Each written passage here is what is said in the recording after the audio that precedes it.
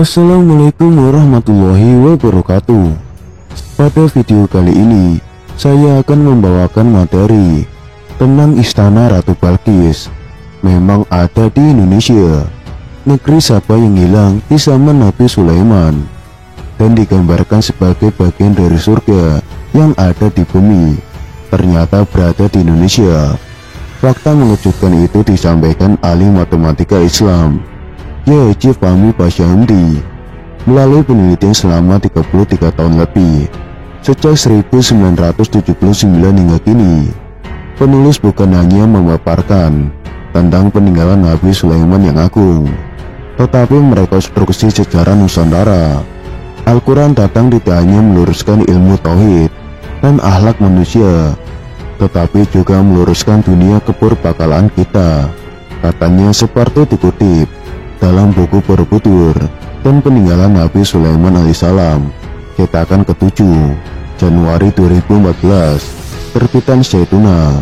Menurut penulis, ciri-ciri negeri Saba yang pernah disinggahi Nabi Sulaiman dan tentarannya telah digambarkan dengan jelas dalam Al-Quran melalui kisah Nabi Sulaiman dan Ratu Balqis. Kisah itu berawal saat Sulaiman pergi ke Yaman.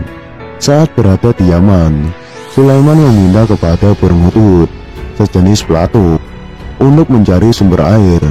Setelah lama disuruh dan tak kembali, bahkan setelah dipanggil, burung hudhud akhirnya kembali. Aku telah terbang untuk mengintip dan berjumpa suatu yang sangat penting untuk diketahui oleh Tuhan. Demikian kata burung hudhud kepada Nabi Sulaiman. Pernyataan itu mengundang rasa penasaran Nabi Sulaiman. Dilanjutkan burung hudhud, saat sedang mencari sumber mata air, dia terbang jauh dan melihat satu negeri yang sangat indah. Negeri itu bernama Negeri Saba dan dipimpin oleh seorang raja perempuan yang dikenal dengan Ratu Balqis. Istana yang dilihat oleh burung hudhud itu, menurut Basya, berada di antara dua tugu, yakni Tugu Dawung dan Tugu Sambireja, Desa Bowoharjo dan Desa Prambanan, Kecamatan Prambanan, Kabupaten Sleman, Yogyakarta, Indonesia.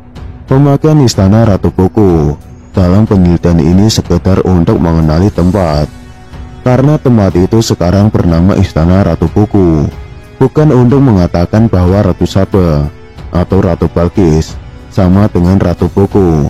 Sambung Basya. Dilanjutkan burung hudhud, Ratu Balqis dan pengikutnya bersujud menyembah matahari dan meninggalkan ibadat menyembah Allah. Dia dan pengikutnya juga telah disilapkan matanya oleh syaitan kepada perbuatan yang syirik. Setelah mendengar keterangan burung hudhud, Nabi Sulaiman marah besar, sebab tidak ada Tuhan lain yang patut disembah selain Allah Subhanahu wa Ta'ala. Kemudian dia menulis surat yang isinya meminta Ratu Balqis kembali ke jalan Allah. Surat itu diberikan oleh burung hudhud dan diterima Ratu Balqis. Penulis mengklaim surat Nabi Sulaiman itu ditemukan di dalam kolam Istana Ratu Boko, terbuat dari lempengan emas. Begitupun dengan tempat upacara menyembah matahari. Mendapat surat Nabi Sulaiman, Ratu Balqis tidak langsung bertobat. Dia malah meminta pengawalnya untuk mengirimkan harta yang berlimpah ke istana Nabi Sulaiman. Pemberian itu dianggap sebagai penolakan atas ajakan kembali ke jalan Allah. Nabi Sulaiman pun semakin berang dan memerintahkan kepada para pengikut Ratu Balqis untuk kembali ke negeri Saba. Bahkan Sulaiman mengancam akan menyerang negeri Saba dengan bala tentaranya.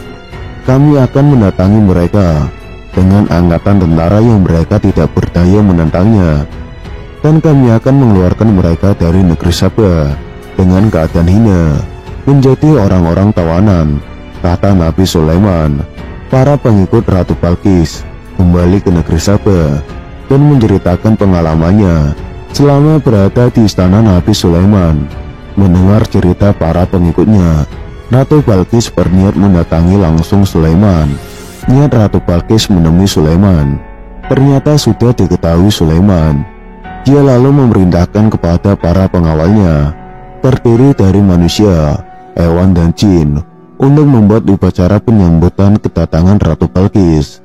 Hai pembesar-pembesar, siapakah di antara kamu sekalian yang sanggup membawa singgasananya Ratu Balqis kepadaku sebelum mereka datang kepadaku sebagai orang yang berserah diri, kata Nabi Sulaiman kepada pengikutnya.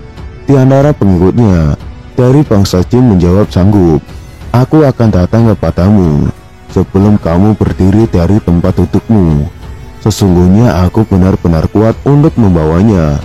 Lagi dapat dipercaya, jawab jin ifrit. Pengikut lainnya dari kalangan manusia yang berpikir menimpali, aku akan membawa singgasana itu kepadamu sebelum matamu berkedip.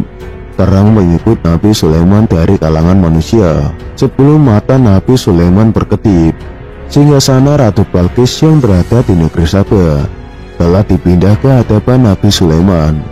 Puji syukur atas nikmat Allah dipanjatkan oleh Nabi Sulaiman saat melihat pemandangan itu. Akhirnya datanglah Ratu Balqis menghadap Nabi Sulaiman. Kepada Ratu Balqis, Sulaiman memperlihatkan apa yang ada di hadapannya sebagai istana yang mirip dengan yang ada di negeri Saba. Melihat itu, Ratu Balqis terkejut. Kemudian Nabi Sulaiman mempersilahkan kepada Ratu Balqis masuk ke dalam istananya. Saat akan masuk, ia melihat air besar berada di lantai istana Nabi Sulaiman. Dengan sigap, Ratu Balqis menyingkap kainnya hingga betisnya terlihat. Ternyata air yang dilihat Ratu Balqis pada lantai istana Nabi Sulaiman adalah kaca. Sesungguhnya ia istana licin yang diperbuat daripada kaca, kata Sulaiman menjelaskan kepada Ratu Balqis yang keheranan. Ya Tuanku, sesungguhnya aku telah berbuat zalim terhadap diriku, dan aku berserah diri bersama Sulaiman dan kepada Allah, Tuhan semesta alam. Balas Ratu Balqis mengakui kebesaran Nabi Sulaiman. Setelah mengalami langsung kebesaran Nabi Sulaiman dan merasakan nikmat Allah, Ratu Balqis akhirnya ikut menyembah Allah dan meninggalkan upacara menyembah matahari di negeri Saba. Akhirnya mereka pun menikah. Dari kisah tersebut, Basya menemukan sedikitnya 40 fakta lapangan yang menyebutkan Indonesia sebagai negeri Saba yang hilang. Di antara fakta lapangan tersebut adalah surat yang dikirimkan Nabi Sulaiman kepada Ratu Balqis di negeri Saba. Surat itu ditemukan di kolam istana Ratu Buku dan terbuat dari bat emas. Bertuliskan nama Tuhan yang paling tinggi. Istana Ratu Balqis yang dipindahkan Nabi Sulaiman ke istananya melalui kekuatan jin yang bekerja sama dengan manusia dan hewan. Istana itu diyakini berada di kawasan Sleman, Jawa Tengah. Istana Ratu Buku yang telah rusak. Menurut penulis, kerusakan itu bukan diperbuat oleh tangan-tangan manusia, tetapi oleh tangan-tangan jin dan gaib. Hal itu terlihat dari bekas kerusakan pada batu di istana itu. Tempat bersujud menghadap matahari di istana Ratu Buku. Di tempat inilah burung hudud melihat Ratu Balqis dan pengikutnya sedang melakukan upacara menyembah matahari.